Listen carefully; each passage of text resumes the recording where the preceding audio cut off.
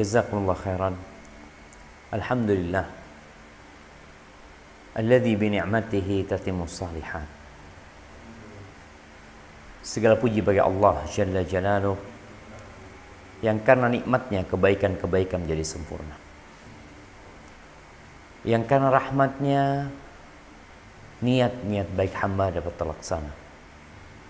Allahumma salli wa sallim wa zid wa barik wa an'im ala abdika wa rasulika sayyidina wa maulana Muhammad wa ala alihi wa ashabihi ajma'in. Amma ba'd. Ahibati fillah, bersyukur kepada Allah Azza wa Jalla, berterima kasih kepadanya, memuja dan memujinya tatkala kita melihat ibadah umrah dibuka kembali, ibadah haji diperkenankan kembali.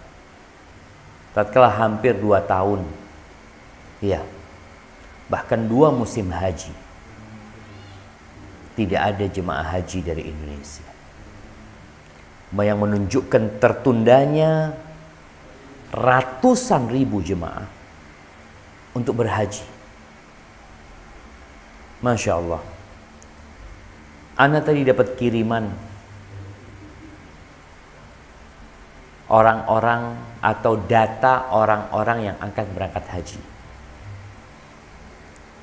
Semoga masih ana simpan ya. Nah, disebutkan di sini bahwasanya untuk Jawa Timur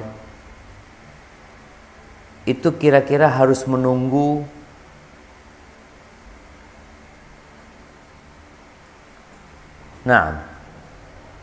untuk DKI Jakarta itu menunggu 55 tahun.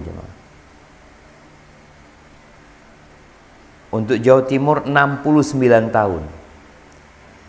Allahu Akbar. Kenapa? Karena memang 2 tahun tidak ada keberangkatan jemaah haji. Setelah itu ada pengurangan jumlah kuota yang diberikan oleh pemerintah Arab Saudi. Kalau sebelumnya jemaah haji dari Indonesia itu lebih 200.000, sekarang hanya 100.000. Namun semoga nanti akan normal kembali sehingga masa tunggunya itu, ya kalau dikatakan nanti 200.000 lagi, maka akan jadi setengah. Dari 60 tahun jadi 30 tahun, yang 50 tahun jadi 25 tahun. Maka ahibati fillah, pada pertemuan terakhir kita membahas tentang rukun Islam yang kelima, yaitu haji. Kita mengkaji tentang syarat wajibnya. Kita mengkaji tentang apa yang harus dilakukan seorang hamba ketika ingin berangkat haji. Maka hari ini kita akan berbincang tentang bagaimana safar melaksanakan ibadah haji atau umrah, yang hampir semua haji itu atau semua bentuk ibadah haji itu ada pelaksanaan umrahnya. Jadi kalau memang kita nggak sempat berangkat haji, maka paling tidak kita umrah. Taib, ada beberapa arahan bagi yang hendak berangkat umrah atau yang akan berangkat haji. Haji itu dilaksanakan di bulan-bulan tertentu. Mungkin kita akan baca ayatnya di surah Al-Baqarah ayat 197. Nah,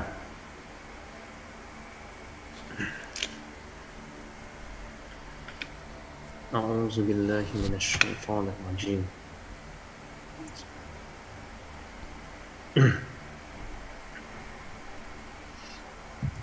الحج أشهر معلومات فمن فرض فيهن الحج فلا رفث ولا فسوق ولا جدال في الحج وما تفعلوا من خير يعلمه الله وتزودوا فإن خير الزاد التقوى واتقون يا أولي الألباب. Musim haji itu ada pada bulan-bulan yang telah dimaklumi. Barang siapa yang mengerjakan ibadah haji dalam bulan-bulan itu, maka janganlah dia berkata jorok, rafath, berbuat maksiat, dan bertengkar dalam melakukan ibadah haji. Segala yang baik yang kamu kerjakan, Allah mengetahuinya. Berbekallah, dan sesungguhnya sebaik-baik bekal adalah takwa, dan bertakwalah kepadaku, hai orang-orang yang berakal. Masya Allah, jemaah. Jadi ibadah haji itu pelaksanaannya di bulan-bulan yang sudah ditentukan. Apa aja bulannya? Bulan Syawal, bulan Dzulqa'dah, bulan Dzulhijjah. Jadi 3 bulan haji. Yang nanti puncak pelaksanaan ibadah haji itu terletak di bulan Dzulhijjah. Jadi pelaksanaannya nanti tanggal 8, 10, 11, 12, 13. 8, 9, 10, 11, 12, 13 Safar. Jadi 6 hari. Sebelumnya perlu bawa bekal. Sebagian berpikir bekal yang dibawa itu adalah beras. Dulu jemaah haji kita bawa beras. Sebagian juga mempersiapkan diri dengan membawa makanan itu hampir 40 hari. Di Mekah 30 hari atau 31 hari, nanti di Madinah 9 hari atau 8 hari. Tapi baru saja kita membaca agar setiap orang itu membawa bekal.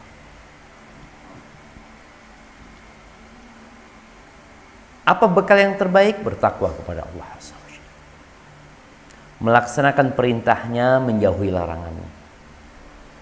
Mengetahui, berilmu, sehingga dia beramal bukan menurut kemauannya, tapi menurut aturan Sang Pencipta. Tapi sebagian jemaah haji memang, ya yang dia pikirkan yang penting saya berangkat haji. Sebagian jemaah umroh juga seperti itu, yang penting saya umroh. Sehingga ketika dia memilih travel atau biro yang akan berangkatkan dia nggak peduli apakah biro itu akan mengajarkan kepada dia yang sesuai dengan aturan atau yang sesuai dengan kemauan. Maka hendaklah kita bertakwa kepada Allah, yang salah satunya tadi dengan nggak salah pilih ya, dengan siapa kita berangkat. Kita juga sudah punya ilmunya, sehingga tatkala kita berada di sana kita tahu mana yang sesuai dengan aturan dan mana yang tidak sesuai dengan aturan. Ahibati fillah, maka wajib bagi para jemaah haji kalau bicara bekal ya, dia mengikhlaskan niatnya lillahi ta'ala. Kita sering mendengar atau kita sudah bahas juga tentang fadilah haji, fadilah umrah. Bicara haji, al-hajjul mabrur, haji yang mabrur itu nggak ada balasan yang pantas kecuali surga Allah Azza wa Jalla. Man hajja, barang siapa yang berhaji, falam yarfuth walam yafsuk, ketika haji dia menjaga lisannya dari ucapan-ucapan yang kotor, dari rafath, dia menjaga dirinya dari perbuatan-perbuatan maksiat, maka raja'a ka yaum waladathu ummu, dia akan pulang dari haji seperti bayi yang baru dilahirkan. Tapi ingat, syaratnya ikhlas. Maka tolong jangan berangkat haji karena ingin jabatan, karena ingin gelar, atau karena ingin pujian dan sanjungan, popularitas yang dia cari. Sekarang nggak seperti dulu. Orang berangkat haji di masa lalu itu mungkin dia berangkat umroh di masa itu, mungkin dia sampai ke Mekah, sampai balik lagi nggak ada yang tahu. Tapi sekarang dengan adanya media dia bisa berkomunikasi. Bahkan dia bisa memberikan informasi kepada keluarganya sedangkan dia berada di tanah suci. Ketika dia sedang tawaf, ketika dia sedang sa'i, ketika dia sedang tahallul. Artinya informasi itu bisa diupdate. Maka hati kita perlu lebih dijaga. Jangan sampai kita mencari dunia. Carilah keridhaan Allah Azza wa Jalla, karena dunia semua akan ditinggal. Kemudian hal yang kedua, dianjurkan bagi musafir yang hendak melakukan ibadah haji dan umroh ini teman-teman yang mau berangkat umroh, hendaklah dia menulis wasiatnya. Wasiat yang berkaitan dengan dirinya, wasiat yang berkaitan dengan tanggungan-tanggungan dia, atau utang yang harus dia lunasi. Dan dia juga perlu minta izin kepada mereka kalau memang dia punya tanggungan utang, bahwasanya dia hendak berangkat haji atau berangkat umroh yang wallahu a'lam kita nggak tahu apakah bisa balik atau tidak. Paling tidak keluarga kita tahu dengan tanggungan kita. Ahibati fillah, yang mati meninggalkan hutang kemudian tidak dilunasi, maka nggak diampuni. Tertahan dia mau masuk surga gara-gara tanggungan yang harus dia selesaikan. Maka hendaklah khususnya mereka yang punya utang, punya tanggungan untuk menuliskan atau menyampaikan kepada orang-orang yang hendak dia tinggal. Kemudian yang ketiga, hendaklah bertaubat dari perbuatan dosa dan kemaksiatan. Bertekad untuk tidak mengulangi dosa tersebut. Karena engkau ini sedang dalam perjalanan ketaatan. Bagaimana orang yang sedang niat untuk melakukan ketaatan, tapi dalam hatinya dia juga niat untuk berbuat dosa lagi ketika dia pulang haji atau umrah. Wallahi hibbati fillah, Anda pernah membaca cerita seorang pelacur. Pelacur ini bercerita, bos bukan bos dia ya, laki-laki hidung belang. Pada malam hari yang besok harinya, nih orang mau berangkat umroh atau haji. Ini orang di hotel bersama keluarganya mau berangkat umroh. Na'udzubillah, dia masih sewa pelacur malam itu. Dia berpikir, ya sudahlah, sekarang dosa nanti kan dengan beribadah umroh. Katanya umroh kan penghapusan dosa, dari satu umroh ke umroh selanjutnya itu penghapusan dosa. Maka dia memanfaatkan malam itu untuk berzina. Yang ditakutkan jamaah, dia nggak akan bisa maksimal beribadah umroh, dan boleh jadi juga pulang nggak dapat pahala umroh. Ketika seorang datang kepada Hasan al-Basri mengadu kenapa dia sulit untuk sholat malam, ketika banyak orang dengan mudah sholat malam, dia nggak bisa. Mungkin kalau sekarang dia udah pasang alarm ya, tempatnya sudah disediakan, semua udah siap. Air buat wudhu, ya sejadah, Masya Allah. Tapi dia bangun tahu-tahu udah subuh lagi. Apa penyebabnya? Qayyadat kadzunubuka. Engkau ditaliin, dibelenggu oleh dosa-dosa. Maka hendaklah siapa saja yang berangkat umroh atau haji bertobat jemaah. Karena ada orang yang sampai ke kota Mekah tapi nggak bisa berangkat haji, nggak bisa berangkat umroh. Ada saja halangan. Ketika orang bisa sholat di Masjidil Haram, dia sholat di kamar. Ketika orang melaksanakan tawaf, berdoa, sa'i, berdoa, dia nggak bisa. Kenapa? Karena dia nggak tobat dari dosa-dosa dia.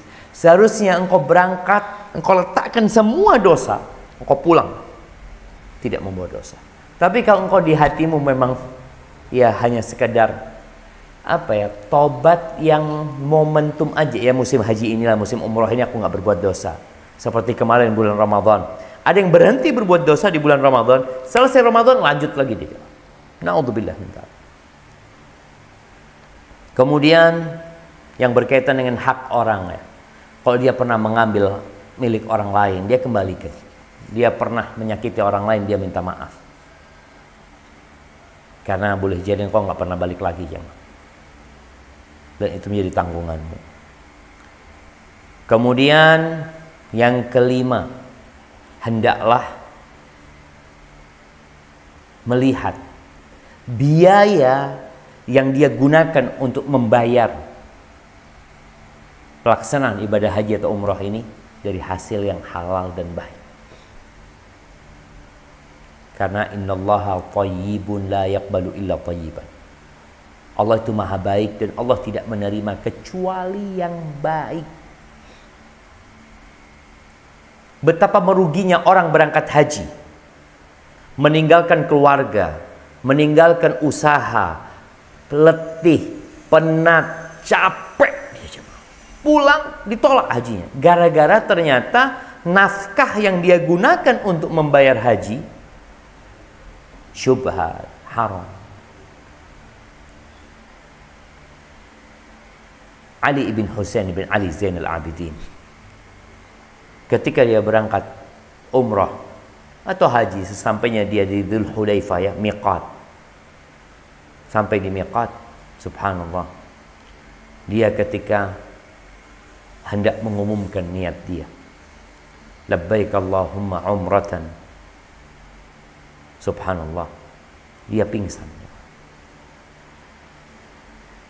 Ditunggu sama kawan-kawannya sampai sadar lagi, naik ontanya lagi, pingsan lagi, pingsan lagi. Ditanya, engkau ada apa gitu? Lalu dia mengatakan, aku ingat bahwa orang yang melaksanakan ibadah umrah atau haji itu, ketika dia bertalbiyah, labbaik Allahumma umratan atau labbaik Allahumma hajjan, itu akan ada yang menjawab. Kalau bekalnya halal, semuanya baik, ya, kendaraannya juga dari hasil yang baik, yang halal, maka akan dikatakan kepada orang ini, labbaik wa sa'daik, diterima kehadiranmu, disambut kedatanganmu, kebahagiaan untuk dirimu. Tapi ada yang nggak seperti itu. Yang ketika dia niat, dia bertalbiyah, jawaban yang akan dia dengar la labbaik wala sa'daik.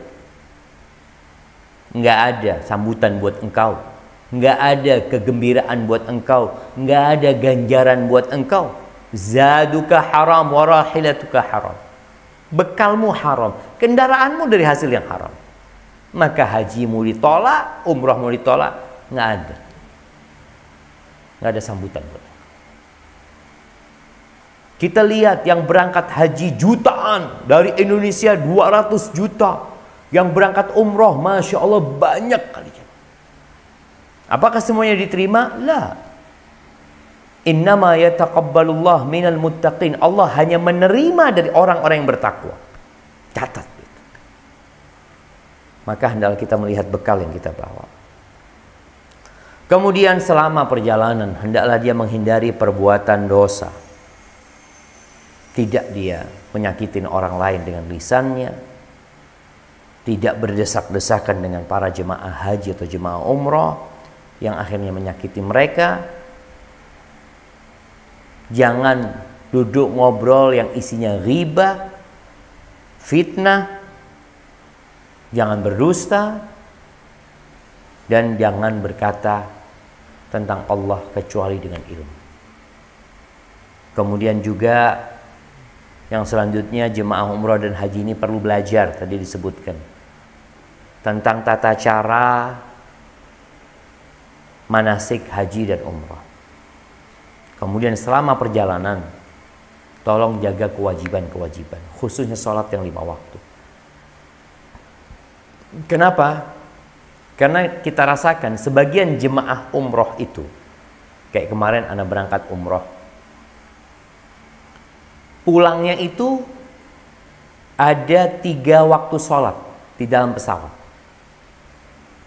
Biasanya jemaah ini udah capek, udah ngantuk, dia masuk tidur, sampai keluar itu waktu sholat. Padahal seharusnya dia berhati-hati. Dia tahu punya 2 waktu sholat sehingga dia pasang alarm, kemudian dia minta diingatkan sama sahibnya, waktu subuh, ya biasa orang tidur. Tapi kita nggak di pesawat, di rumah pun biasa tidur. Tapi kenapa kita bangun? Ya karena kita memang niat untuk bangun dan kita melakukan sesuatu yang membantu kita untuk bangun. Maka tolong dijaga. Selama perjalanan juga ada orang yang sibuk nonton, naik pesawat, ada monitornya, di situ ada berbagai macam hiburan. Tolong jangan sampai engkau berangkat umroh, hiburan yang engkau tonton, Allah nggak suka, Allah murka. Gimana nih orang labbaik Allahumma, dia mengatakan ya Allah aku datang menjawab panggilanmu, tahu-tahu dalam perjalanannya dia sibuk nonton yang haram. Tapi jamaah, sebagian orang itu merasa yang dia tonton itu nggak haram. Film yang dia tonton ada wanita yang tidak menutup auratnya, ada cerita yang penuh dengan dusta. Dia tonton biasa-biasa aja. Seharusnya waktu perjalanan sampai menuju ke Mekah atau sampai menuju ke tanah air, dia manfaatkan untuk berdoa. Kenapa? Karena doanya musafir itu mustajab. Doanya orang yang dalam perjalanan itu dikabulkan sama Allah, ternyata engkau isi dengan hal yang tidak berguna. Maka yang ingin umrohnya diterima, yang ingin hajinya diterima, tolong jangan sampai yang tadi engkau sudah bertobat meninggalkan dosa, ternyata dalam perjalanannya engkau masih melakukan dosa. Kemudian hendaklah memilih kawan yang baik. Ya kalau tadi bicara memilih travel, biro perjalanan, maka hendaklah kita memilih yang baik, yang dapat mengingatkan kita kepada Allah, yang bukan hanya ngajak kita belanja di sana, tapi ngajak kita untuk selalu beribadah. Ada kawan-kawan yang Masya Allah berangkat ke sana, diajak cari makanan yang enak. Oh, di situ ada restoran yang nyaman, ada onta, ada kambing yang enak. Oh, di situ ada tempat belanja yang murah. Akhirnya dia berangkat ke Mekah, ke Madinah. Apa yang terjadi? Dia sibuk makan, sibuk belanja. Gara-gara siapa? Gara-gara kawan. Maka tolong dilihat dengan siapa engkau berangkat. Ketika nanti di sana juga engkau akan satu kamar, mungkin dengan orang-orang yang belum engkau kenal, nggak ada masalah. Selama mereka orang yang baik-baik, insya Allah, ya kita saling mengenal di sana, insya Allah menjalin ukhuwah Islamiyah. Kemudian hendaklah dia menitipkan keluarganya kepada Allah, berwasiat kepada mereka untuk bertakwa kepada Allah Azza wa Jalla. Doa, baca doa safar, ya, doa naik kendaraan, dengan harapan kita mendapatkan keselamatan dari Allah Azza wa Jalla. Ahibati fillah, ada 3 macam ibadah haji. Ada yang namanya tamattu, ada yang qiran, ada yang ifrad, mufrid nama orang. Ketika dia niat, kalau yang umroh, ya niat dia mau melaksanakan umroh, labbaik Allahumma umratan.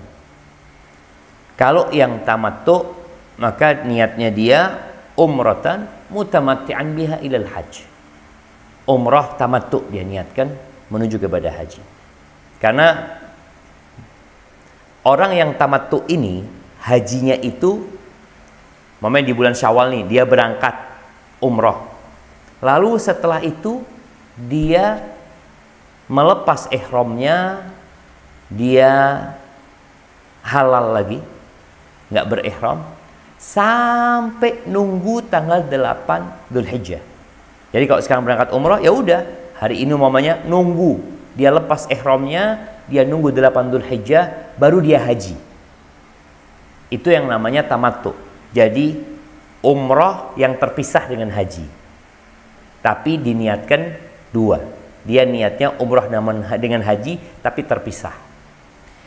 Yang namanya qiran itu umrah dan haji yang tergabung jadi satu. Jadi niatnya dia umrah dan haji. Maka dia niatnya labbaik Allahumma umratan wa hajjan. Niatnya Allah, aku mau umrah plus haji. Satu paket.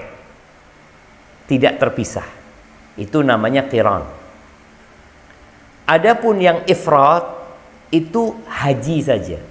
Jadi kalau ada yang umrah saja, ada yang haji saja. Niatnya labbaik Allahumma hajjan. Ya Allah, aku niat haji. Dan letak niat ini di hati. Namun dianjurkan untuk bertalbiyah. Jadi ketika nanti sampai ke miqat, nanti kita akan bicarakan hal ini, ketika sampai ke miqat, maka di situ dia berniat sebelum niat untuk masuk ke dalam manasik umrah atau manasik haji, kemudian dianjurkan dia untuk bertalbiyah, mengatakan labbaik Allahumma umratan, atau labbaik Allahumma hajjan, atau labbaik Allahumma umratan fi hajjah, atau labbaik Allahumma. Dia melaksanakan umrah yang tamattu atau haji yang tamattu, atau haji saja atau umrah saja. Taib ahibati fillah, sebelum berihram dianjurkan, ya kalau kita bicara dianjurkan, tema kita kan bagaimana umrah kita sempurna, haji kita sempurna. Nah, harapan kita ya bukan sekedar sah, karena sebagian orang melakukan ibadah umrah yang penting sah sudah, yang penting selesai haji, yang penting saya pulang bawa gelar haji, pulang saya sudah umrah. Kita nggak ingin seperti itu. Kita ingin kalau ternyata ibadah umrah itu ada pahalanya 1000, kita kepingin bawa 1000 semuanya. Maka dianjurkan sebelum berihram itu potong kuku ya, potong kumisnya, bukan jenggotnya yang dipotong. Kita lihat sebagian orang mau umroh, mau haji, jenggotnya dipotong. Dia pikir enggak Ustaz, supaya apa ya? Supaya lebih tampan. Rasulullah SAW menyuruh engkau membiarkan jenggotmu, engkau potong. Maka tolong diingat, yang dipotong itu kuku, kumis, kemudian menghilangkan bulu ketiak, bulu kemaluan, dibersihkan. Kemudian mandi. Mandi seperti mandi junub. Ya, ini anjuran jamaah ya. Kalau enggak, ya enggak apa-apa. Enggak mandi. Untuk mandi ini disunahkan bagi yang laki-laki dan bagi yang wanita. Untuk wanita yang sedang datang bulan, yang sedang nifas pun dianjurkan mandi. Jadi mandi untuk berihram. Kemudian bagi yang laki-laki hendaklah melepas semua pakaian dia. Yang berjahit, dia pakai baju ihram, yaitu 2 helai kain ya. Yang satu dipakai sarung, yang satu dipakai buat selendang, penutup bagian atas tubuhnya. Adapun bagi para wanita, maka dia melepas penutup wajahnya, melepas niqabnya, cadarnya, melepas sarung tangannya. Bagaimana ketika dia menghadapi laki-laki, dia pakai cadar gitu loh. Maka ketika dia sedang ihram, dia tutup dengan kerudungnya. Jadi ketika ada orang laki, ya dia turunkan nanti kerudungnya. Kalau nggak ada, dibuka lagi. Kemudian hendaklah yang laki-laki menggunakan parfum di badannya, tidak meletakkan parfum di baju ihramnya. Ini kejadian kemarin kita umrah, ada jemaah umrah yang ihramnya itu sudah dicuci dan sudah dikasih pewangi. Bagaimana? Kalau pewanginya itu hilang, ada pewangi yang murah jemaah. Pewangi yang murah itu, pakaian ini ya dikasih pewangi, kemudian setelah dibuka 5 menit udah hilang wanginya. Ada yang seperti itu. Tapi kalau bau wanginya itu nempel di baju ihram itu maka mau tidak mau dia harus cuci baju itu. Oh gimana, waktunya sangat pendek sekali. Ya udah, engkau beli. Kayak kemarin salah satu jemaah kita katakan udah beli. Itu kesalahan dari kita. Ya kan kita nggak ngerti. Nah makanya dikasih tahu. Karena pernah ada datang seorang kepada Nabi SAW, dia niat di Ju'ronah ya. Jadi Nabi itu umrohnya 4 kali SAW.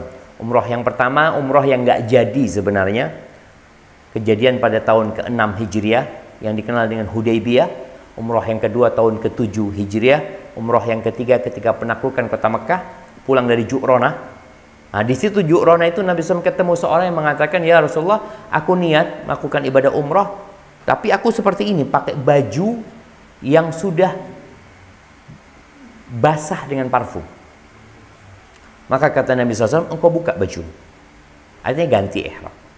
Umrah yang keempat ketika beliau berhaji. Karena haji Nabi SAW itu qiran. Jadi menggabungkan umrah dengan haji yang tidak dipisah. Taib. Jadi ini yang dianjurkan bagi kaum laki-laki dan wanita tadi. Bagi wanita kalau mau pakai parfum nggak apa-apa, tapi parfum yang tidak tercium aromanya. Artinya kan perempuan umpamanya dia pakai deodoran atau pakai parfum yang kalau orang lewat itu nggak akan mencium, nggak ada masalah. Kemudian setelah itu ya dia niat untuk masuk melaksanakan ibadah umroh ini atau haji ini. Nanti niatnya di mana? Di miqat ya. Tapi kalau yang jemaah haji nantinya yang sudah di Mekah, niatnya dari tempat dia. Umpamanya yang tamattu ini ya. Yang tamattu dia udah umroh dulu, kemudian dia lepas ihramnya, kemudian dia santai di Mekah. Nanti tanggal 8 Dzulhijjah, maka di situ dia tadi melaksanakan sunnah-sunnah yang tadi disampaikan. Dia pakai ihramnya, kemudian setelah selesai semua, dia berniat untuk masuk ke dalam ibadah haji ini, dan dia bertalbiyah seperti tadi yang kita sebutkan. Taib. Talbiyah ini adalah amalan yang khusus buat mereka yang melaksanakan ibadah umrah dan haji. Jadi zikir khusus bagi jemaah umrah dan haji itu talbiyah.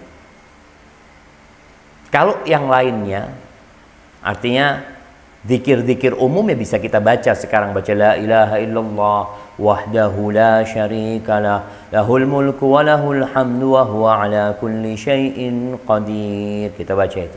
Tapi talbiyah nggak bisa kita duduk di masjid habis sholat lalu labbaik Allahumma labbaik labbaik la syarika laka labbaik, kecuali dalam posisi sedang mengajarkan bagaimana bertalbiyah. Kapan talbiyah itu jamaah? Ketika umroh itu mulai bertalbiyah sejak berihram, niat untuk masuk ke dalam ibadah umroh itu sampai permulaan tawaf. Jadi ketika mau tawaf berhenti bertalbiyah. Dan ingat, ibadah umroh atau haji ini adalah ibadah sendiri-sendiri. Bukan ibadah berjamaah yang ada imamnya. Kalau imamnya baca, kita baca. Imamnya diam, kita diam, nggak ada. Beda sama sholat. Sholat itu ibadah, sholat berjamaah ya, sholat Jumat, sholat berjamaah di masjid, ya ada imamnya. Kita ikut gerakan imamnya. Imamnya ruku, kita ruku. Imamnya sujud, kita sujud. Imamnya waladhdallin, kita katakan amin. Tapi untuk ibadah umrah dan haji nggak ada. Masing-masing. Sebagian jemaah ini ketika naik bus bertalbiyah karena ada mutawifnya yang sedang talbiyah. Mutawifnya tidur, satu bis ikut tidur. Nggak ada yang bertalbiyah. Terus bertalbiyah. Untuk jemaah umrah sejak berihram, bukan pakai baju ihram ya, niat. Karena boleh jadi dia pakai baju ihram tapi belum niat. Niatnya nanti di miqat. Sampai mau tawaf, kelihatan Ka'bah, oh mau mulai tawaf, berhenti. Kenapa? Karena kita akan berpindah kepada ibadah yang lainnya, yaitu tawaf. Ketika haji, dia mulai bertalbiyah sama ketika dia berihram sampai ketika dia hendak melempar jumrah Aqabah pada hari raya. Jadi tanggal 8 ya tergantung jemaah hajinya. Kalau dia qiran ini jemaah, ketika dia niat, jadi dia nggak melepas ihramnya sampai selesai hari raya ketika dia melempar jumrah. Yang ifrad juga, yang hajinya hanya haji sekali atau hanya haji saja, sejak dia berihram maka dia tidak melepas baju ihramnya, dia terus menjaga larangan-larangan ihram itu, dan dia terus bertalbiyah. Jadi di kamarnya, di tendanya, di pasarnya, di tempat makannya, dia dianjurkan untuk terus bertalbiyah. Tapi memang khususnya ketika dia sedang berjalan, itu lebih dianjurkan dia untuk bertalbiyah sampai melempar jumrah Aqabah. Kapan jumrah Aqabah dilempar? Pada tanggal 10 Zulhijjah, di pagi hari setelah orang-orang pulang dari Muzdalifah. Baik, adapun miqat jamaah, miqat itu ada 5. Dzulhulaifah bagi penduduk Madinah dan yang lewat kota Madinah. Sekarang kita lihat namanya itu Abyar Ali.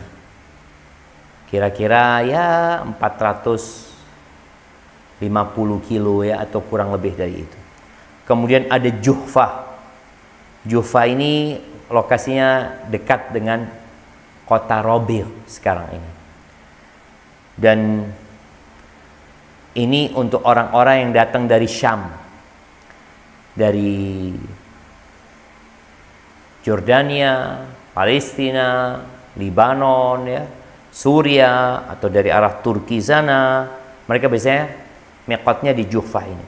Juga orang-orang Mesir biasanya lewat sana, orang-orang Maroko lewat sana. Kemudian ada Qarn Manazil. Qarn Manazil ini letaknya di jalan Taif. Kira-kira 75, ini paling dekat ya. Miqat paling dekat itu adalah Qarn Manazil yang kira-kira 75 km dari kota Mekah. Untuk orang-orang dari Najd, dari Riyadh sana, dari Yamama biasanya ke sana.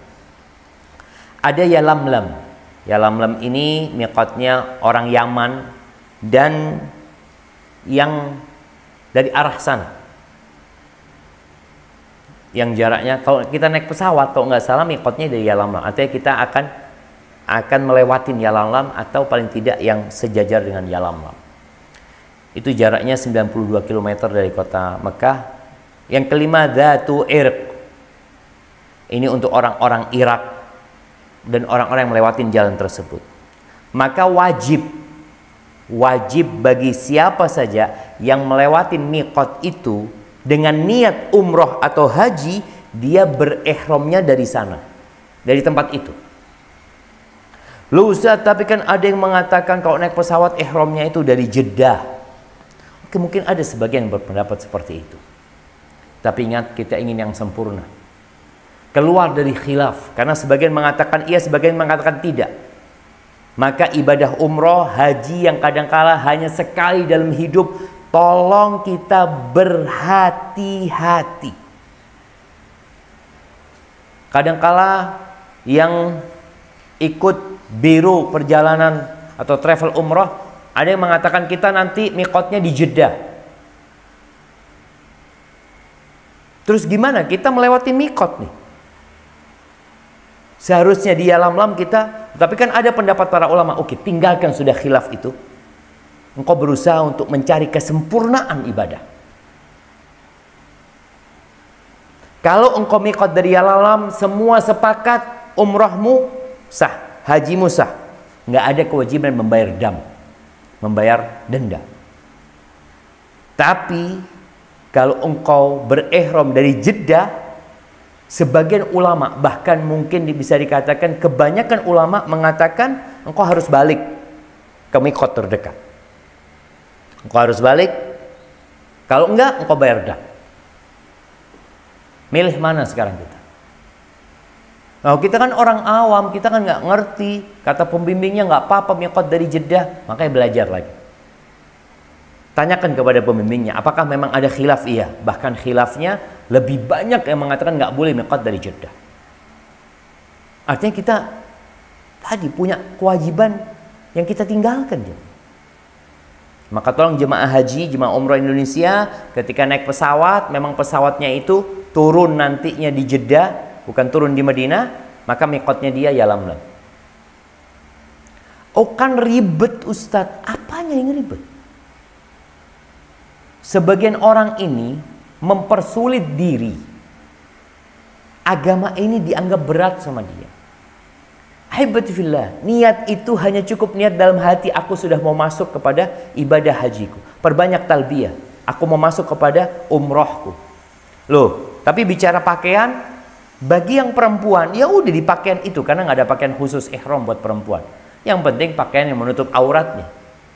Apa sulit bagi wanita yang di atas pesawat untuk niat ketika dikatakan oleh pilotnya kita sebentar lagi akan melewatin miqat? Ya udah, ketika dia mengatakan itu niatkan sudah, labbaik Allahumma, dalam hati Allah aku hendak melaksanakan umrah.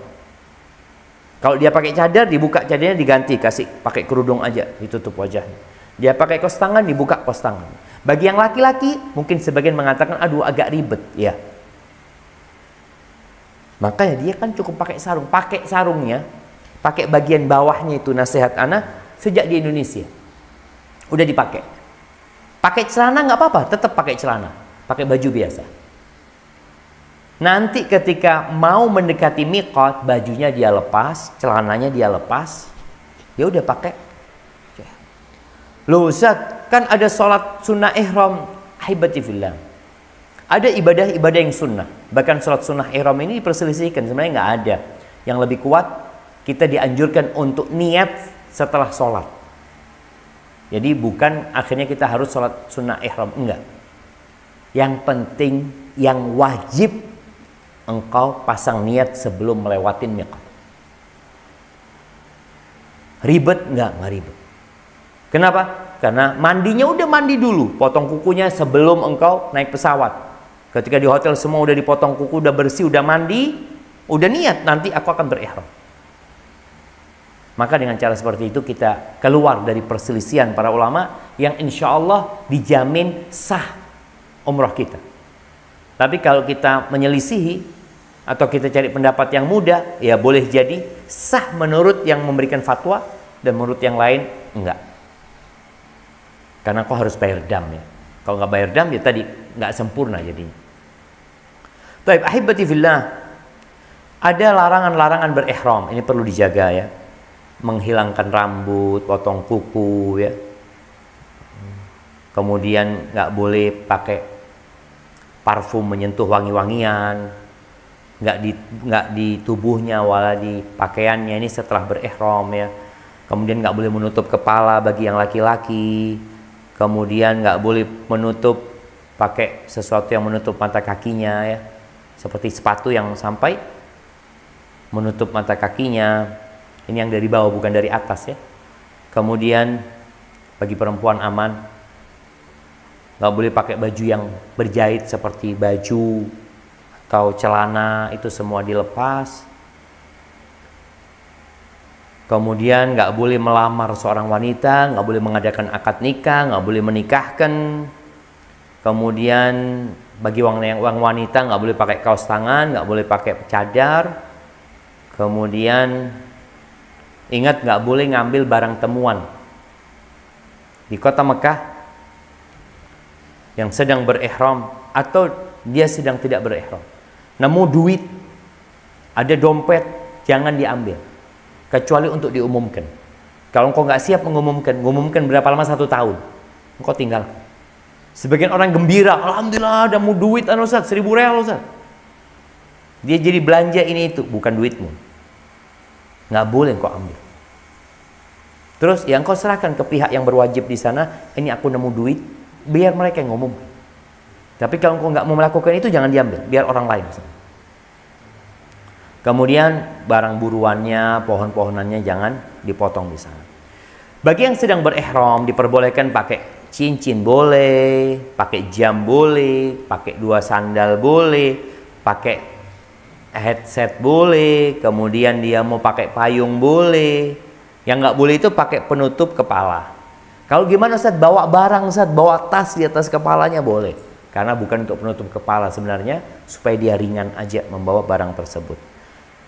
Kemudian boleh pakai sabuk, pakai masker kalau memang dibutuhkan ya. Seperti itu. Kemudian mungkin ada luka yang harus dia balut, silahkan. Dia boleh mandi.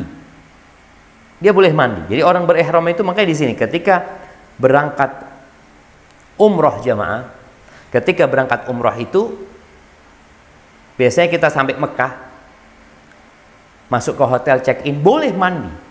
Rasulullah Sallallahu Alaihi Wasallam subhanallah ketika beliau masuk ke Mekah, beliau nggak langsung umroh. Beliau berhenti di satu sumur namanya Bir Tua. Di situ Rasulullah SAW mandi bersama para sahabatnya.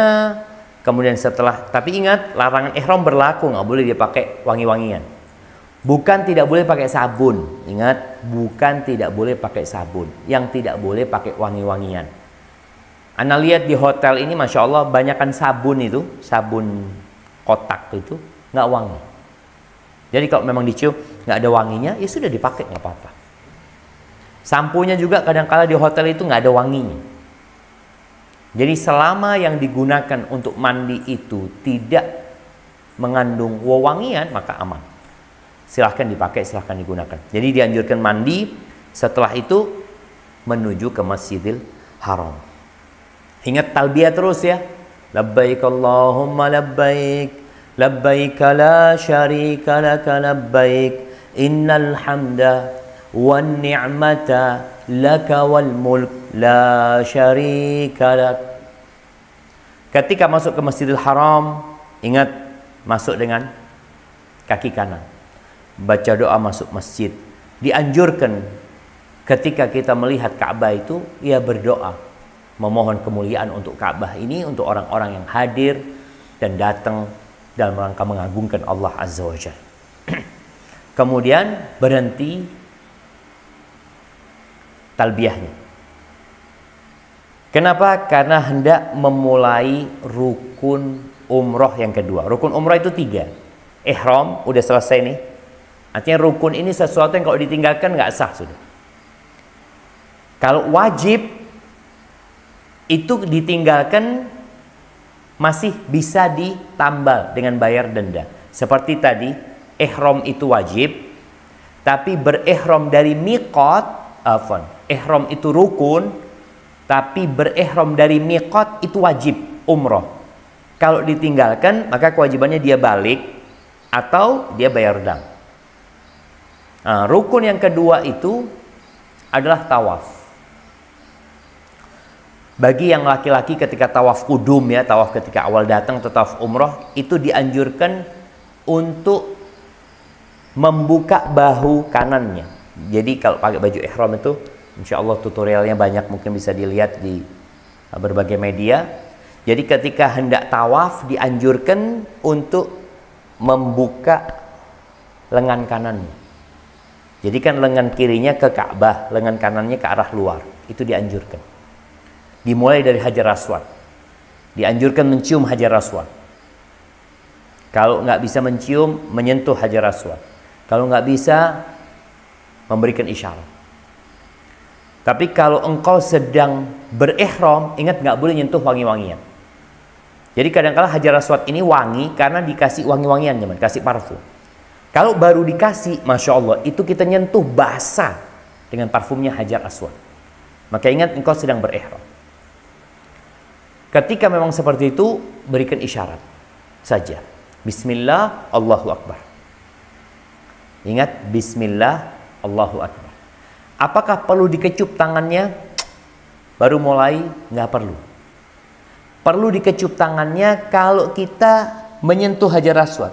Jadi kita sentuh Hajar Aswad umpamanya, karena di ujung tangan kita ada bekas Hajar Aswad, maka dikecup. Tapi kalau nggak ada bekas Hajar Aswad, ya cukup memberikan isyarat Bismillah, Allahu Akbar. Mulai sudah tawafnya. Apa yang dibaca ketika tawaf? Bebas. Tidak ada bacaan yang wajib. Kalau engkau tawaf diem, pegang handphone, lihat WA ya, sambil pegangan sama yang di depannya. Ingat ibadah ini ibadah sendiri-sendiri ya. Kadang-kala yang tawaf ini bingung, ketakutan, takut terpisah dari rombongannya. Ingat engkau tamunya Allah. Maka engkau belajar dengan benar. Ketika terpisah dari rombongan, engkau selesaikan tawaf itu. Berapa kali? 7 kali tawaf. 7 kali. Dimulai dengan Hajar Aswad. Engkau nggak bisa baca apa-apa, udah baca apa saja, terserah. Jadi kalau mau dikatakan, aku Ustaz putaran pertama akan beristighfar, tafadhol. Mau bertasbih, silahkan. Putaran ketiga mau bersolat, silahkan. Kemudian mau berdoa untuk kebaikanku, lalu berdoa buat orang tua, berdoa buat anak-anaknya, silahkan, bebas. Ketika sampai di Rukun Yamani siku Ka'bah sebelum Hajar Aswad, dianjurkan, ingat dianjurkan. Jadi nggak ada bacaan yang wajib. Dianjurkan baca Rabbana atina fid dunya hasanah wa fil akhirati hasanah wa qina adzabannar. Jadi baca doa Rabbana atina fid dunya hasanah wa fil akhirati hasanah wa qina adzabannar. Ingat nggak wajib. Dianjurkan, tapi kita berusaha. Kadang-kadang kita membaca beberapa buku panduan yang mengatakan ini bacaan tawaf pertama, bacaan tawaf kedua, bacaan tawaf ketiga. Itu hanya anjuran. Engkau silahkan baca yang kau hafal. Engkau mau baca Al-Fatihah, engkau mau baca ayat kursi, engkau mau baca Quran, silahkan. Yang jelas manfaatkan waktu tawaf itu untuk mendekatkan diri kepada Allah Azza wa Jalla. Jangan sibuk dengan urusan dunia. Baik, ahibati fillah. Syarat tawaf itu seperti sholat, harus berwudu, harus suci. Adapun yang lainnya nanti bicara sa'i, apalagi kalau haji berangkat ke Arafah kemana, itu nggak disyaratkan bersuci. Tawaf ini seperti sholat yang disyaratkan suci. Nanti ketemu Hajar Aswad, Allahu Akbar lagi, Bismillah Allahu Akbar, sampai 7 kali. Setelah 7 kali, kita sa'i. Jadi masuk ke rukun umroh yang terakhir sa'i. Namun di antara selesainya tawaf dengan sa'i itu ada amalan sunnah. Loh Ustaz, kalau Anda nggak lakukan, nggak, ya sah. Tapi kita bicara bagaimana sempurna. Dianjurkan untuk sholat 2 rakaat di belakang maqam Ibrahim. Sholat di belakang maqam Ibrahim, membaca Al-Kafirun di rakaat pertama, membaca Al-Ikhlas di rakaat kedua. Selesai itu dianjurkan minum air zam-zam. Setelah itu sebelum berangkat ke sa'i dianjurkan, kalau memang lewat, seharusnya ketika mau ke tempat sa'i itu akan melewatin Hajar Aswad. Jadi memberikan isyarat kemudian kita naik ke Bukit Safa. Tapi karena sekarang itu jalannya muter, maka kita nggak akan lewat Hajar Aswad. Kecuali kita sengaja muter lalu balik lagi ke tempatnya, tempat sa'i. Kemudian kita dianjurkan jalan ke tempat sa'i, ketika naik ke Bukit Safa, maka membaca Inna Safa wal marwata min sya'airillah. Sesungguhnya Safa dan Marwah itu adalah syiar-syiar Allah. Kemudian mengatakan nabda bima bada Allahu bihi, kami memulai sebagaimana Allah memulainya. Yani Allah memulai penyebutannya Safa baru Marwah.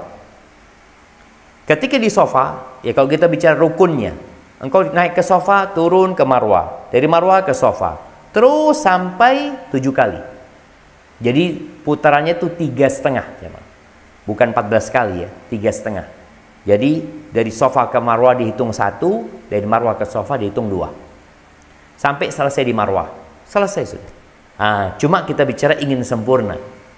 Bagaimana ketika naik ke Safa, engkau menghadap ke Baitullah, menghadap ke Ka'bah, engkau angkat tangan, engkau membaca Allahu Akbar 3 kali, engkau membaca La ilaha illallah wahdahu la syarikalah lahul mulku wa lahul hamdu yuhyi wa yumit wa huwa ala kulli syai'in qadir.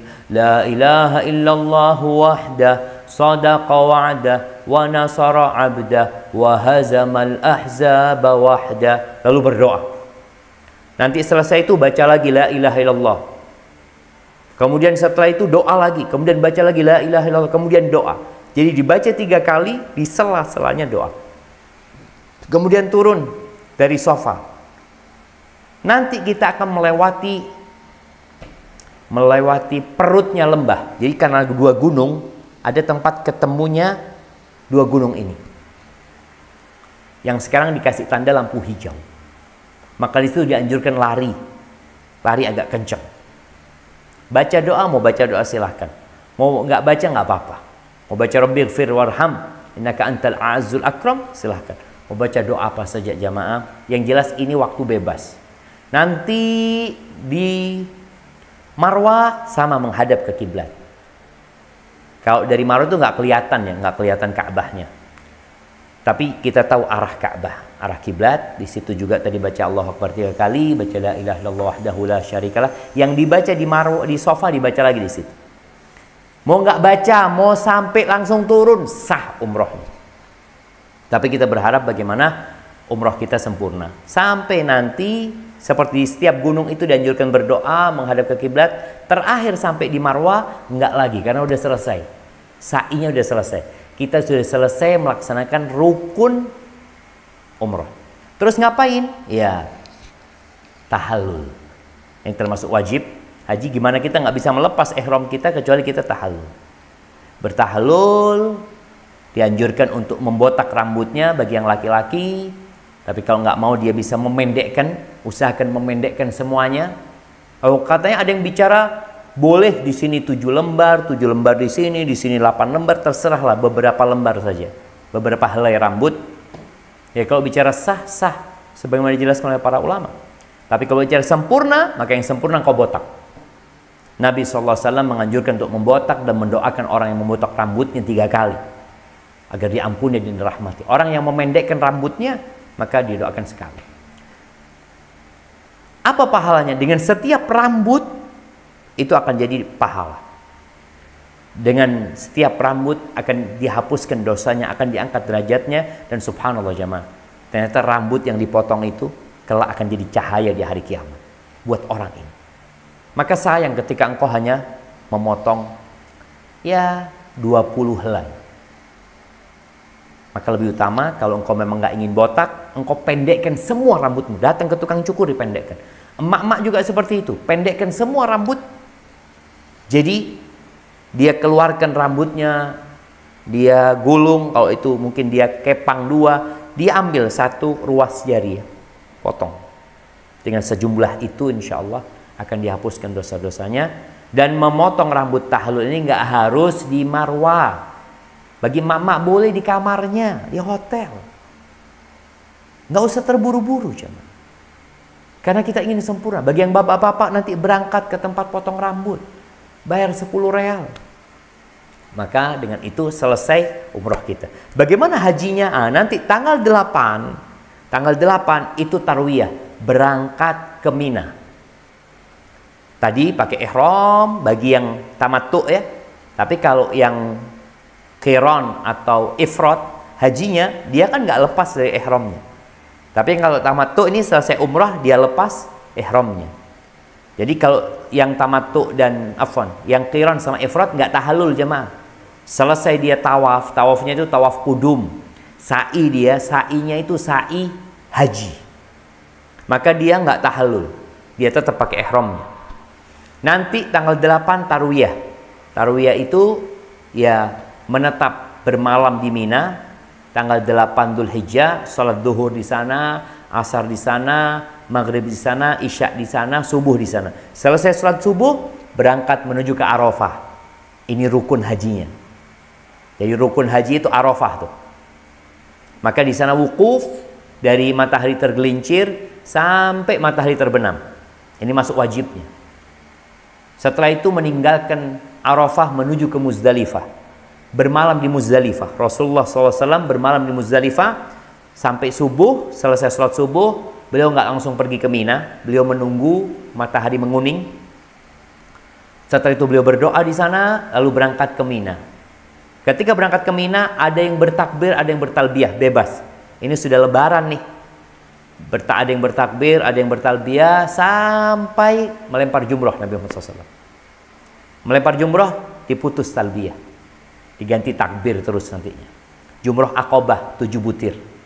Dari sana Nabi SAW menyembelih korbannya. Jadi amalan pada tanggal 10 Dzulhijjah itu adalah melempar jumrah, potong hewan kurbannya, kemudian tahallul, atau dia tawaf ifadah. Nabi selesaikan semuanya satu hari, tapi nggak harus satu hari selesai. Artinya kalau lempar jumrah harus hari itu, tawaf ifadahnya bisa besok lusanya umpamanya, karena dia umpamanya mau ke Mekah, aduh macet Ustaz, jadi anak lebih baik kurbannya dipotong, tahallul, kemudian dia mabit malam 11, malam 12, 13 itu mabit di Mina. Setiap harinya melempar jumrah, ada 3 jumrah. Jumrah yang sughra, wusta, sama aqabah. 7 butir, pindah lagi, pindah lagi. Jadi ada banyak sunnah-sunnahnya. Mungkin nanti kalau ada kesempatan kita akan detailkan tentang proses hajinya ini. Yang jelas pada tanggal 12 Dzulhijjah ada yang nafar awal, artinya dia meninggalkan Mekah lebih awal. Dia hanya melempar jumrah tanggal 11, 12, kemudian dia pulang sudah. Ada yang sampai tanggal 13. Setelah itu ya udah selesai hajinya. Hanya saja ada satu wajib haji, yaitu tawaf wada. Nabi SAW menyuruh sahabat kalau mau meninggalkan Mekah, tawaf wada dulu. Jadi dengan seperti ini, insya Allah kita berharap haji kita, umroh kita diterima sama Allah Azza wa Jalla. Itu mungkin dapat Anda sampaikan. Kurang lebihnya mohon maaf. Anda kembalikan ke moderator. Jazakumullah khair. Wa jazakallah khairan Ustaz. Masya Allah, begitu banyak sekali nih faedah yang kita dapatkan. Taib, mungkin kita langsung ke pertanyaan saja Ustaz ya. Sudah videonya belum keluar antum ini? Nggak, Anda pakai satu akun yang lain lagi Ustaz. Soalnya ini agak sedikit nge-lag Ustaz. Anda pakai yang satu lagi. Nah, itu dia. Oke. Taib. Baik, Anda bacakan Ustaz pertanyaan pertama. Assalamualaikum Ustaz Syafiq, semoga Ustaz dan keluarga dirahmati Allah Subhanahu wa taala. Ustaz Afwan, Anda izin bertanya. Yang pertama, ada 3 pertanyaan Ustaz. Yang pertama, Anda umroh tapi tidak ada mahram. Sedangkan untuk mengajak keluarga atau saudara yang mahramnya keterbatasan biaya, apakah ini diperbolehkan? Yang kedua, apakah Anda boleh umroh sekalian badal umroh untuk almarhum suami Anda atau anak anak perempuan yang melakukan badal umroh? Jadi apakah anak atau anak-anak yang melaksanakan badal umroh untuk almarhum suami anak? Yang ketiga, bolehkah kita berdoa di depan Ka'bah meminta meninggal di Masjidil Haram atau tanah suci Ustaz? Jazakallahu khairan Ustaz. Masya Allah, barakallahu fiik. Ya ahibati fillah, bicara umroh tanpa mahram, haji tanpa mahram, sebenarnya sudah kita bahas pada pertemuan yang sebelumnya, di mana sebagian ulama menjadikan mahram itu syarat wajib. Kalau bicara syarat wajib, berarti kalau nggak ada mahram dia nggak wajib. Artinya kalau sampai mati dia nggak berangkat umroh atau haji, ya memang dia nggak wajib, karena nggak ada mahramnya. Tapi sebagian ulama mengatakan enggak, bukan syarat wajib. Artinya kalau dia nggak ada mahram, tapi dia punya istita'ah, kemampuan di yang lainnya, dan ada jaminan keamanan dalam perjalanan, ya dia berangkat walaupun nggak punya mahram. Jadi memang masalahnya ada khilaf di antara para ulama. Nasihat ana, usahakan engkau cari mahram. Ketika tidak ada mahram, mungkin kau bisa menunda. Tapi kalau enggak, ya sudah, engkau banyak istighfar mohon ampun sama Allah Azza wa Jalla. Kemudian yang kedua, ketika dia berangkat umroh, bolehkah dia membadalkan suaminya atau anaknya yang membadalkan bapaknya? Syarat badal itu dia harus pernah umroh, dia harus pernah haji. Jadi orang yang haji pertama kali nggak bisa hajinya badal. Orang yang umroh berapa kali nggak bisa umrohnya badal. Tapi setelah dia umroh, suatu saat dia punya rizki, dia mau umrohkan orang tuanya, maka silahkan. Atau mau umrohkan suaminya, tafadhal. Yang ketiga, kok lupa yang ketiga? Apa? Tinggal berdoa di depan Ka'bah, meminta meninggal di masjid. Ya, ahibati fillah. Ingat, bumi itu tidak menyucikan manusia, tapi amalan yang menyucikan manusia. Mintalah mati husnul khatimah. mati husnul khatimah di Mekah. Karena subhanallah jamaah, ada cerita seorang yang berangkat haji atau dia hendak berangkat umroh. Ini orang berdoa minta dijadikan penduduk Mekah. Dia minta dijadikan penduduk Mekah. Pikir dia penduduk Mekah ini dijamin masuk surga. Ya enggak. Penduduk Mekah ini orang baik. Enggak juga. Dia berdoa, angkat tangan minta jadi penduduk Mekah. Ketika itu dia bawa barang ya. Ada seorang syekh yang mendengar doa orang ini. Lagi doa, barangnya itu diambil sama syekh ini, dititipkan ke penjaga toko yang nempel sama masjid. Jadi dulu Masjidil Haram itu masa lalu ya, toko orang jualan itu nempel sama pintu masjid. Jadi keluar masjid itu langsung gang toko semua isinya. Dia titipkan di sana. Dia katakan, "Syekh, nanti kalau orang itu tanya, katakan ini barangnya dia di sini." Selesai sholat, dia kehilangan barangnya nih. Selesai doa juga tadi kehilangan barangnya. Tanya sama syekh itu, "Syekh, di mana barang anak?" kata dia. "Coba engkau tanya sama penjaga toko itu. Mungkin ada yang ngambil ditaruh di sana mungkin."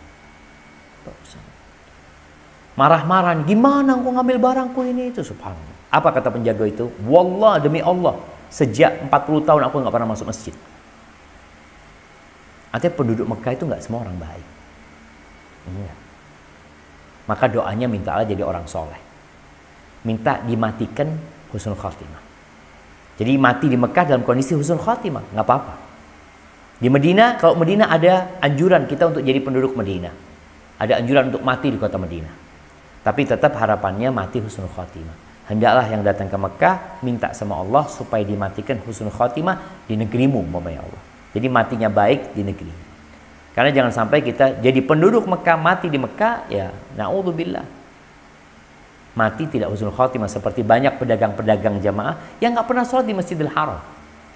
Dia memang berjualan di dekat Masjidil Haram untuk mencari dunia.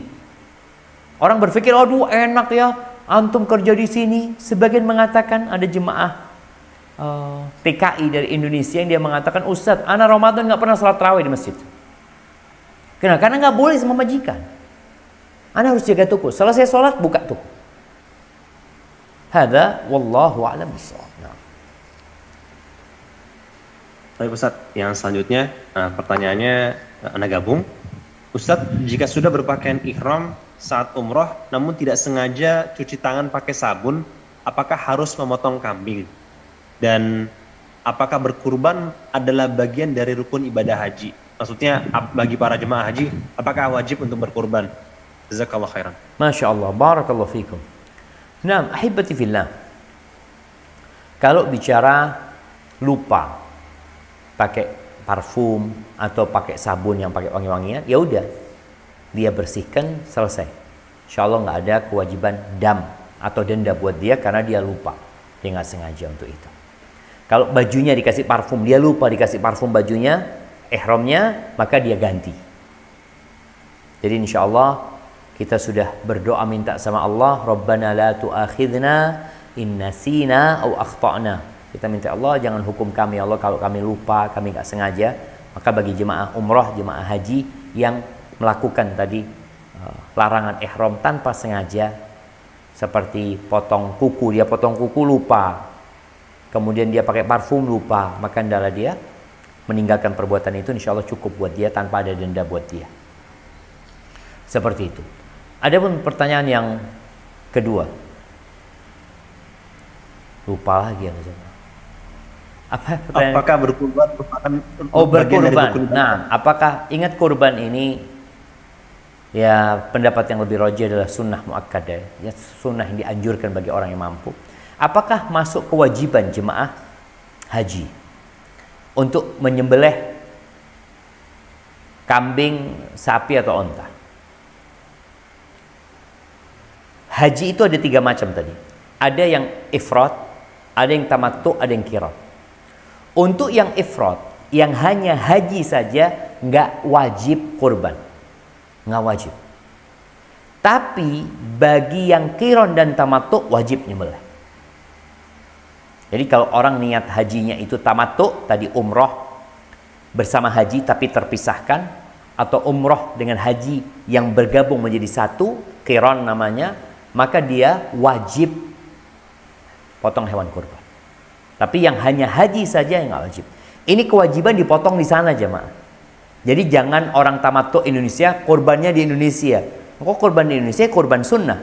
Tapi kalau berkaitan dengan kurban berkaitan dengan ibadah hajimu yang menjadi kewajiban engkau menyembelih, maka itu dipotong di tanah haram, dipotong di Mekah sana dan dibagikan kepada penduduk Mekah. Boleh engkau makan dari kurbanmu, silahkan, nggak ada masalah, tapi dipotongnya di sana. Hadza wallahu a'lam bissawab. Nah, Baik Ustaz, yang selanjutnya bagaimanakah tata cara tawaf wada? Apakah memang tidak boleh sholat lagi di Masjidil Haram setelah tawaf wada? Dan biasanya kalau melihat dari beberapa pembimbing jemaah orang yang umrah atau haji, pada saat tawaf wada mereka berjalan perlahan mundur, kemudian sambil dada-dada kepada Ka'bah. Apakah itu adalah hal yang diperbolehkan Ustaz? Masya Allah, barakallahu fiik. Iya, jadi sebenarnya kalau bicara pelaksanaan tawaf wada, tawaf perpisahan. Untuk ibadah haji wajib. Untuk ibadah umroh, apakah ada tawaf wada? Ada khilaf di antara para ulama. Sebagian mengatakan sama dengan haji sehingga wajib. Bagaimana proses pelaksanaannya? Memang Nabi SAW mengatakan hendaklah dijadikan akhir pertemuan orang itu adalah dengan Baitullah. Itu tawaf tadi. Usahakan pelaksanaannya memang di akhir, selesai sudah.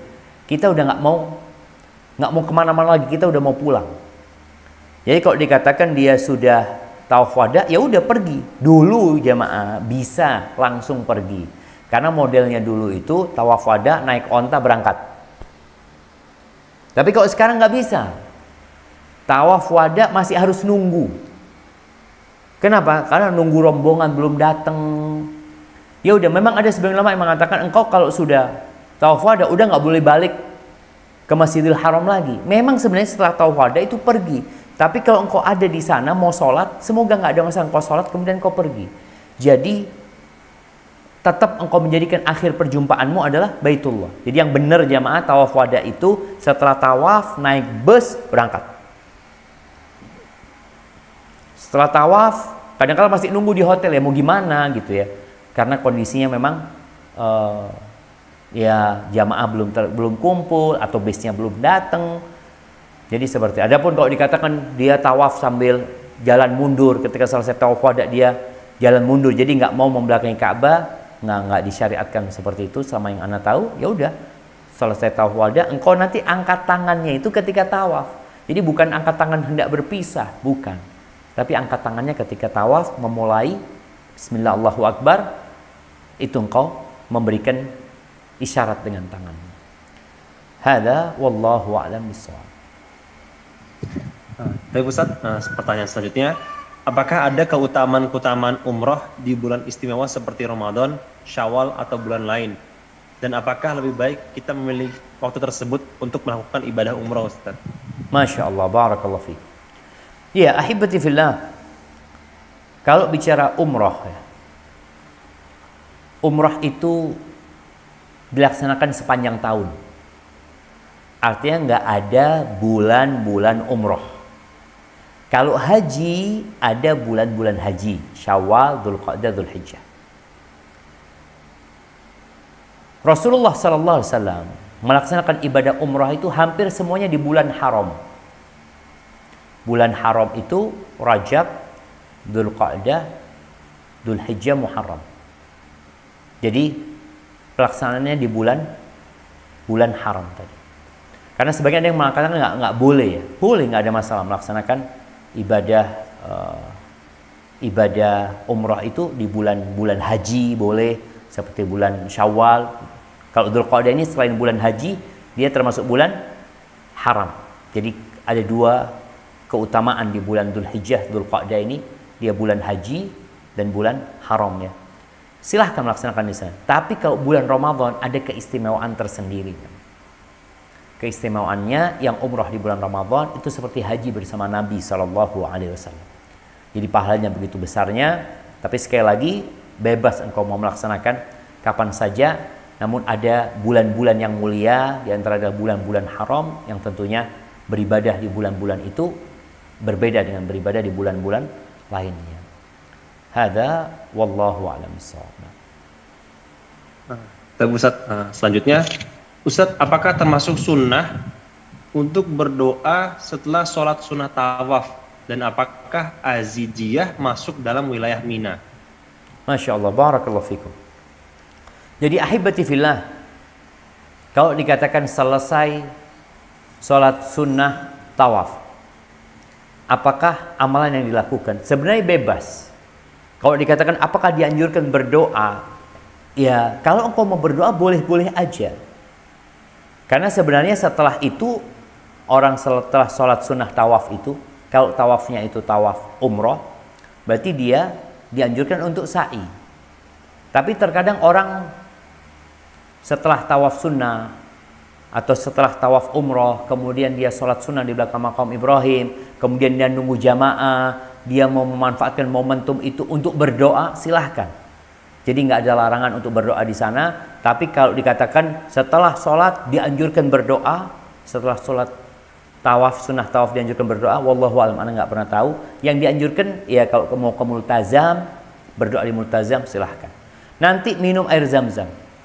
Ketika minum air zam-zam dianjurkan berdoa, dianjurkan menghadap ke Ka'bah, memohon kepada Allah dengan niat yang baik ketika meminumnya, karena air zam-zam sesuai dengan niat meminumnya.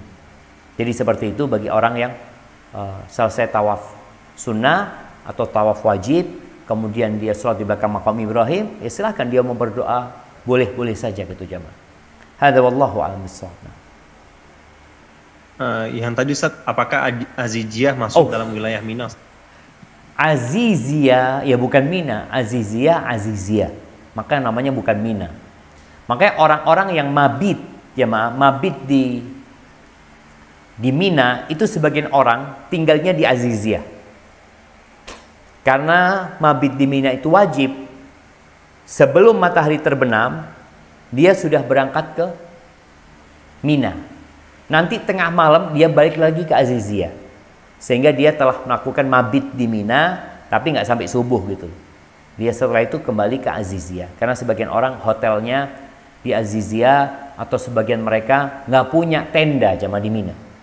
Bahkan kalau kita lihat Mina ini sekarang mengalami perluasan. Daerah yang bukan Mina masuk ke Mina. Ya karena darurat tempatnya nggak ada, sehingga kalau kita lihat Muzdalifah itu sebagian tenda Mina itu ada di Muzdalifah. Karena nggak mungkin semua jemaah ditaruh di Mina. Mau tidak mau ya karena keterpaksaan mereka tinggalnya di Muzdalifah. Tapi insya Allah nggak ada masalah buat mereka yang tinggal di sana karena memang nggak ada tempat jemaah di Mina. Bagi yang di Aziziyah seperti itu. Kalau memang dia tadi tetap bisa di masjid yang ada di Mina, ya kemudian setelah tengah malam dia balik ke hotelnya, insya Allah itu lebih baik buat dia. Barakallahu fiik. Baik Ustadz, pertanyaan selanjutnya, Ustadz, waktu haji tahun 2016 yang lalu, kami mikotnya di Jeddah. Setelah mendengar penjelasan Ustadz, mikotnya di Yalamlam. Jadi bagaimana status haji ana Ustadz? Barakallahu fiik. Iya jemaah. Tadi disinggung ya bahwasanya memang ada khilaf di antara para ulama, walaupun jumhur ulama berpendapat Jeddah bukan miqat. Miqat itu ya Yalamlam tadi.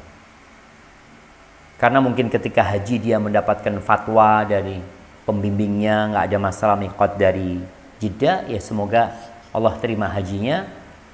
Mudah-mudahan kau punya rizki lagi untuk haji sunnah. Sehingga haji sunnah itu dapat menambal kekurangan-kekurangan yang terjadi di haji wajibnya.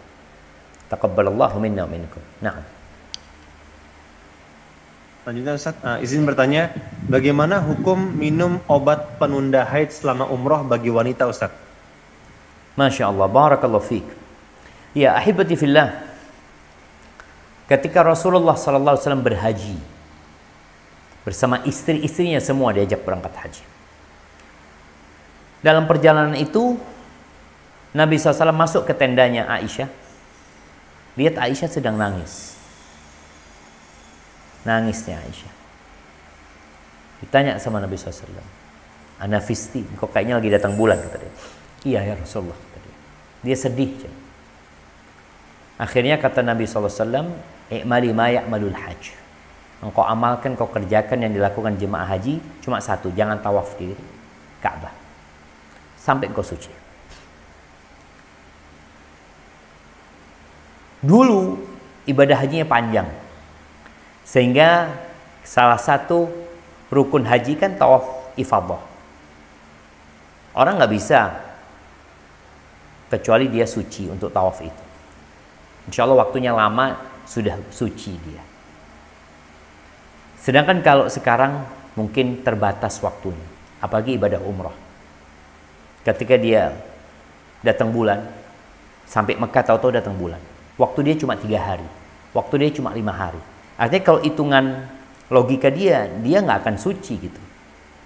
Dia nggak akan bisa melaksanakan umrah karena sedang datang bulan. Sedangkan rombongan sudah pulang dan dia harus ikut pulang. Apa yang harus dilakukan? Maka bagi wanita yang takut datang bulan, yang bisa dia lakukan pertama, tatkala dia berihram, yakni niat masuk ke dalam ibadah umrohnya atau hajinya, hendaklah dia membuat syarat. Syaratnya apa? Ya Allah, kalau aku terhalangi, maka di tempat itu aku halal. Artinya dia berlepas dari ihramnya di tempat itu. Mau pakai bahasa Arab ada lafadznya, pakai bahasa Indonesia juga nggak apa-apa. Artinya dia membuat syarat tersebut. Atau tadi dengan meminum obat penunda haid. Walaupun kadangkala orang yang minum penunda haid ini bisa jadi haidnya juga tetap keluar gitulah. Maka hendaklah dia bersyarat dan dia minum obat tersebut. Para ulama membolehkan untuk kondisi-kondisi seperti itu. Beda dengan kondisi Ramadan. Ramadan ini ibadah yang memang rutin dilakukan. Dan wanita kalau datang bulan nggak masalah. Artinya tidak mengganggu Ramadan dia. Dia bayar di hari-hari yang lainnya. Berbeda dengan umrah ini. Kalau dia sudah berihram, kemudian dia datang bulan, lalu rombongannya pulang, maka dia karena tidak menyelesaikan umrahnya, dia harus bayar dam. Kecuali dia pakai syarat tadi. Dan untuk balik ke Mekah lagi, wallahu a'lam kapan dia bisa balik. Maka dibedakan antara kondisi orang yang berpuasa di bulan Ramadan dengan orang yang sedang umrah ya. Jadi kalau umrah itu hajah, menjadi satu kebutuhan yang mendesak. Kalau Ramadan enggak lah, bukan kebutuhan yang mendesak karena memang dia punya kesempatan, atau bukan kesempatan yang memang syariatnya dia ganti di hari-hari yang lainnya. Hadza wallahu a'lam bissawab. Nah.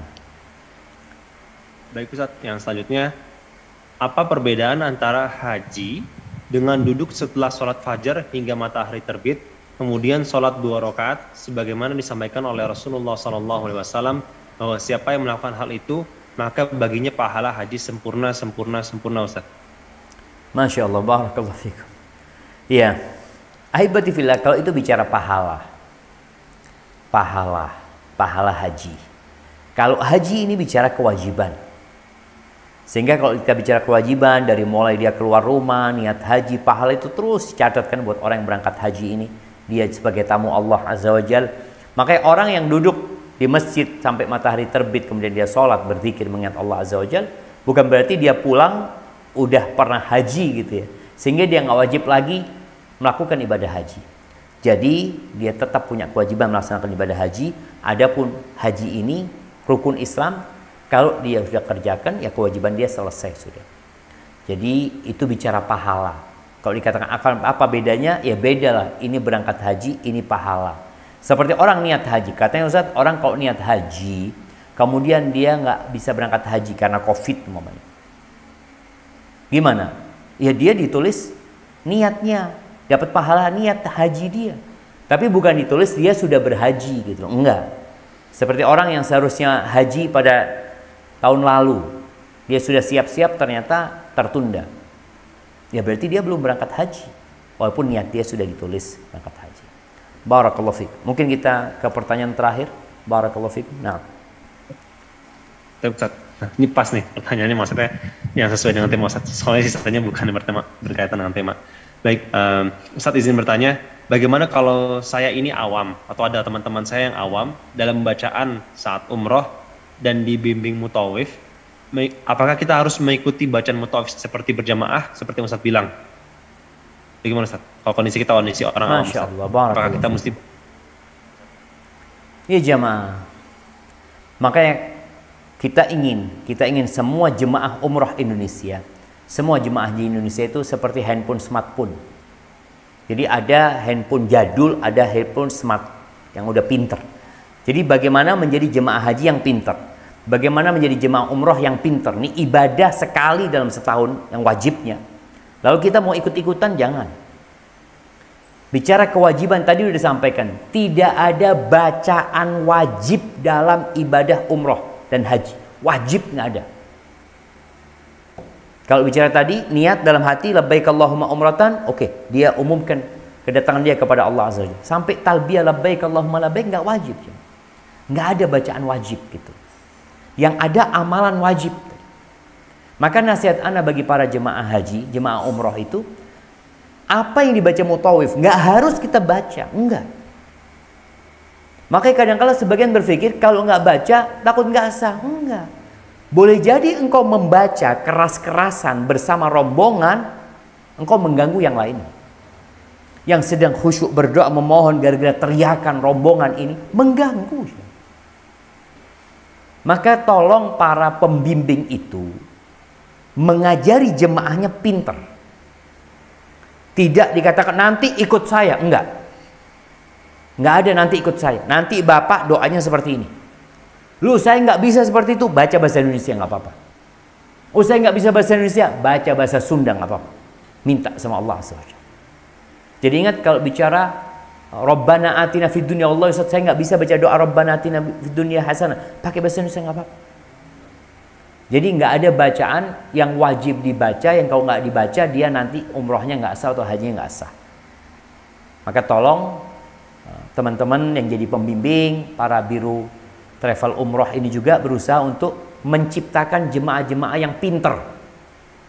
Ibadahnya sempurna, dia lebih khusyuk, sehingga ketika dia melaksanakan ibadah umroh dan haji, ya dia terpisah dari rombongan, nggak ada masalah insya Allah, karena dia tamunya Allah, dia tinggal minta sama Allah, ya Allah mudahkan urusanku, terpisah dari rombongan. Ketika tawaf ketiga rombongannya habis, ya udah dia sempurnakan sampai 7 kali, dia udah paham, dia udah ngerti. Setelah ini apa? Sholat sunnah di belakang makom Ibrahim. Setelah itu minum air zam-zam. Setelah itu kita sa'i. Sa'i ngapain aja? Dia udah tahu juga. Maka insya Allah jemaah bisa jadi jemaah pinter. Dan manasik umroh, manasik haji yang dilakukan mungkin perlu lebih detail lagi atau dalam kelompok kecil. Kalau banyak orang kadang-kadang mereka sulit gitu ya untuk paham.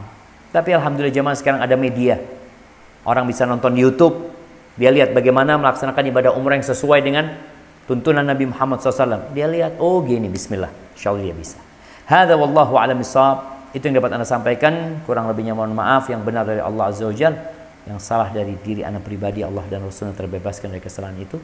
Anda kembalikan ke moderator. Jazakumullahu khairan. Wa jazakallahu khairan Ustaz, Masya Allah. Dan kepada seluruh peserta jamaah, tidak terasa kita sudah sampai di penghujung acara. Jangan lupa untuk kembali subscribe dan like channel YouTube MT Al-Khansah Cilandak untuk bisa menyaksikan kajian lainnya. Kembali kami infokan kepada antum yang ingin berdonasi untuk operasional dakwah dapat ditransfer ke nomor rekening 7144 387 688 Bank Syariah Indonesia atas nama Dias Ratnasari. Jazakumullah khairan sekali lagi kepada Ustazuna Dr. Syafiq Riza Basalama Emma Hafizahullah Ta'ala, pengurus dan anggota Majelis Ta'lim Al-Khansah Cilandak dan juga Majelis Ta'lim Sofia, seluruh peserta yang ikut acara ini dan juga seluruh pihak yang telah membantu majelis. Subhanakallahumma bihamdika asyhadu an la ilaha illa anta astaghfiruka wa atubu ilaik. Wassalamualaikum warahmatullahi wabarakatuh.